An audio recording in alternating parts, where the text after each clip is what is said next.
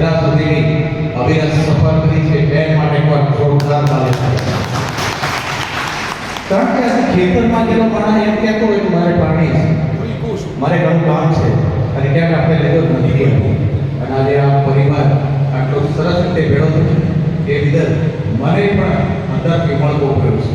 એટલે કહે છે ને કે આ આનંદ, આ ઉસરત, આ સભ્યમાં નહીં, સખી મારા શહેરમાં આજે કંચન વર્ગે મેઘ.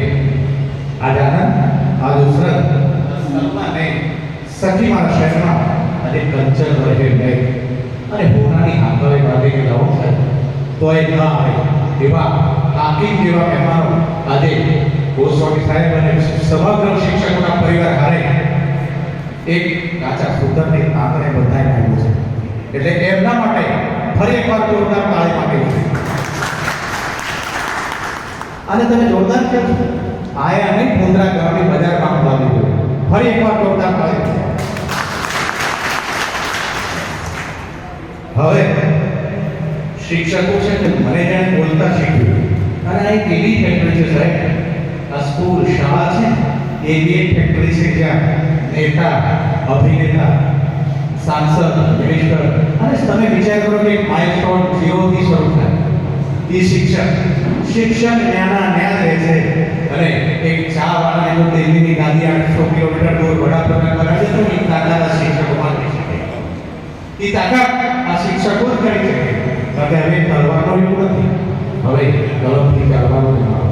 પણ આજે મોડેલ કરી છે એટલે જોબ્સ લઈ આપની રજા ચાહું છું. પોદરા ગામની માલિકો એક ચાની કિટલી વાળો છે, સરસ મજાની ચા બનાવે, સરસ મજાની ચા બનાવે અને અઢી રાતના 2 વાગે યમરાજ આવ્યા અને હાલો બોલાવે અને કેવું હતું કે પણ આ અઢી રાતના બસ તારો વારો આવી ગયો છે, તારો સમય પાકી ગયો છે એટલે તારે આવવું તો પડશે. એટલે કે પણ નોટિસ દેવી જોઈએ, કાંઈક કેવડાવું તો હું મારી તૈયારી કરી લેતો કે મારા છોકરા પણ અમારા બાકી છે, પણ કે આમાં કાંઈ હાલે ને અમારા સુપ્રીમનો ઓર્ડર થાય એટલે અમારે કરવું પડી ગયું. હવે એ તૈયાર તો થઈ ગયું પણ હોશિયાર પણ અને કારીગર કહેવાય મોટો ચાલો. એટલે એણે એવું કીધું કે સાહેબ એક કામ કરો, હવે તમે આવી ગયા છો, મારે આવવું તો પડશે, પણ હું સુંદર મજાની ચા બનાવું અને ચાનો બેહુદો કારીગર છું એટલે આપણે એક સરસ મજાની ચા પાઈ દો, પછી આપણે નીકળીએ. અને રાજી થઈ ગયા એમ તો ચલો આ ચા કઈ બલાનું નામે, ચા કઈ બલા, કારણ કે આ તો અમૃત સિવાય કઈ મળે નહીં. એટલે એમ તો ત્યાં બાનું કાઢી દેવું કરીને કારણથી મોડું થઈ ગયું પણ જવું તો પડશે. પાછા આવ્યા ત્યાં એની લાશને ડાઘો બાંધી અને બેઠો છું એટલે ઓલે જલાને એ મૂકી ભાઈ એમણે બધા દોરી મૂકી દીધી, નીકળી ગયા. પણ એણે કહ્યું કે હું છું અને થોડીક વાર માટે પાછું ચિંતા કરો. અને બધા પાછા આવ્યા પછી એના બેડરૂમની માલિકો લઈ ગયો, બહુ સરસ મજાને બાથરૂમમાં સંડાસ આપે અને પછી એવું પૂછાય આ સોફામાં બેસો, સરસ મજાની ચા બનાવી લાવો આપણી માટે અને રાવડા માટે અને સરસ મજાની ચા બનાવી પણ મૂળ કારીગર એટલે બુદ્ધિના ફાળિયા કરે. એટલે એણે યમ દૂધની ટ્રે જે ચા બનાવી એમાં 3 કપ લઈ ગયા, 2 કપમાં 2 ગોળી ઉમેરી નાખી, 2 ગોળી 2 ગોળી ઉમેરી નાખી અને એણે ચા તૈયાર કરી 2 કપ મોર મૂકી અને છેલ્લો એનો કપ પાછળ રાખ્યો. એટલે સફળ છે મહેમાન તો આગળ 2 કપ લે એટલે મહેમાનોએ યમ દૂધોએ 2 કપ ઉપાડ્યા, એમાં તો ગોળી હતી, ચા પી ગયા અને બોલાવી દીધું. બોલ્યા કઈ થાય ને કારણ કે એમાં ગોળી નહોતી, યમ દૂધો હોઈ ગયા. હવે હવા 2-2:30 વાગે આંખ ઉઘડી એ દરમિયાન એની પોથી જે લાલ હતી એ લાલ પોથી બદલમાં પહેરવી અને ઉછાળા એમ દૂધ હોઈ ગયા. અને આ બુદ્ધિશાળી એટલે બુદ્ધિના ભાલિયા કહે છે એનો છોકરો મનભાઈ, એનો દીકરો 8મા ધોરણમાં ભણે છે કે 8મા ભણે કે હા રબર પેન્સિલ છે તારી પાસે કે હા તો કે લે ફટાફટ. અને ઉછાળાની બદલમાં જે પોથી છે કે એ પોથી કહી દીધી કે જો મારું નામ કેટલે છે, આમાં મારું નામ ક્યાં છે. એટલે છોકરા જો પપ્પા પહેલું નામ તો આવું છે, હર ઓલે મોઢાનું એક નામ છે એ રબરથી તૂટી નાખે અને છેલ્લું નામ છે એ પહેલું કરી દે, છેલ્લું જે નામ છે એ પહેલું કરી દે અને મારું છેલ્લે ગોઠવી દે. છોકરાએ કહ્યું પોતી પાછી કે કેવી દે એમને મને બદલમાં પોતી ફેરવી દીધી. યમ દૂધો ઉઠ્યા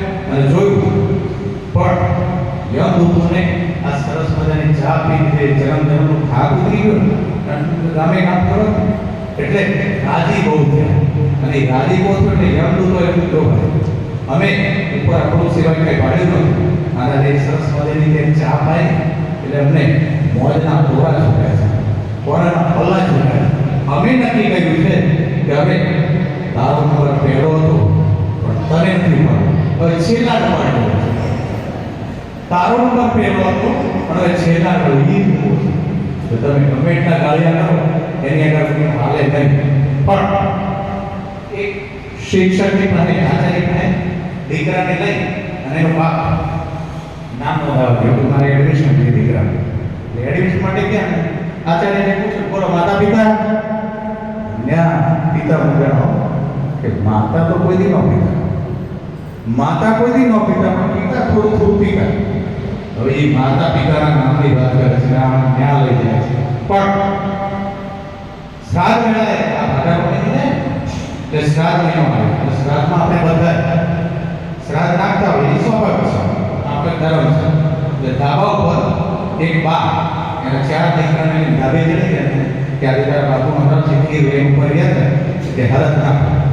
એટલે દીકરાઓએ રાત નાખ્યો, કાગવા ઊભો પડી, એક કાગડો ફેંક્યો નહીં, એક પણ કાગડો ફેંક્યો નહીં. અને ત્યાં બોલે મોટા દીકરાએ બાની આવે આમ જોયું કે બાપુ જીવતા અને તું બેઠી હોય એની તાકાત નહીં, ડેરીમાં પગ અને તું અહીંયા ઉભો નહીં, આ મારા ખાવા આવે ખરા, તું સામે ઉભો નહીં આવે એટલે તું નીકળી જાય. અને બા ચાર પગથિયા ઉતરી હેઠા ઉતરે અને સામેની બાલ્કનીમાંથી કુદરતે કહું બા હેઠા જાય છે અને અહીંયા એક કાગડો આવ્યો, કાગડો આવ્યો બરોબર એ ચાકમાં શ્રાદ્ધનો ગોળીઓ લેવા જાય અને સામેની બાલ્કનીમાંથી ગોળી છૂટી અને કાગડાને ઢાંકી દીધો. અને બા વળી પાછા આવ્યા કે બોલ્યા પાડોશીને આપણે ગમતા નથી એટલે તારા બાપાને એને ઢાળી દીધો. કાગડાના બાપા બોલ્યો કે તારા બાપાને એને ઢાળી દીધો એટલે 4 દીકરાઓને જાવ લાકડી લઈ આવો અને એને મારી વાળો.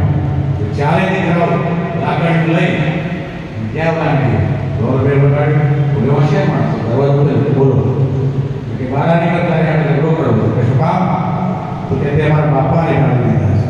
અને ત્યાં બોલ્યો એટલું જ બોલ્યું, તમારા બાપા નથી ઢાળી દીધો, મેં તમારા બાપાને નથી ઢાળી દીધા, મેં તો મારા બાપાને ઢાળી દીધા છે કે મારે તમારે બોલવાનો સંબંધ નહીં અને મારો બાપ તમારા ઘરે ખીર ખાવા આવ્યો હતો, મારો બાપ તમારા ઘરે ખીર ખાવા આવ્યો હતો. આ દુનિયા કાગડા પિતા માતા ભાવ પણ એક ખેડૂત ખેતરની માલિકો કામ કરતો હતો અને થાકી